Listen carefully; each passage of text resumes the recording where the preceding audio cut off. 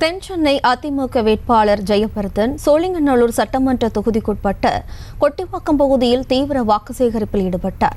அவருக்கு அதிமுகவினர் மலத்தூவியும் மாலை அணிவித்தும் ஆரத்தி எடுத்தும் உற்சாக வரவேற்பு அளித்தனர். கூடுதல் விவரங்களை தருவதற்காக நமது செய்தியாளர் சுமன் இணைகிறார். வணக்கம் சுமன், விவரம்.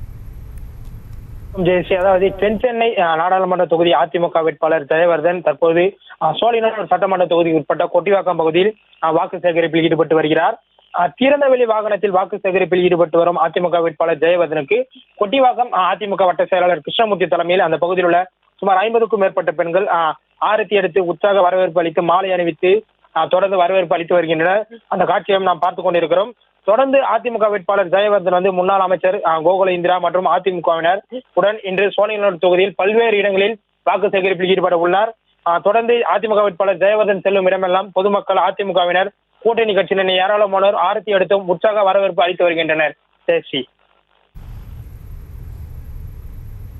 விவரங்களுக்கு நன்றி சுமன். செய்திகளை உடனுக்குடனும் துல்லியமாகவும் தெரிந்து கொள்ள சப்ஸ்கிரைப் பண்ணுங்க.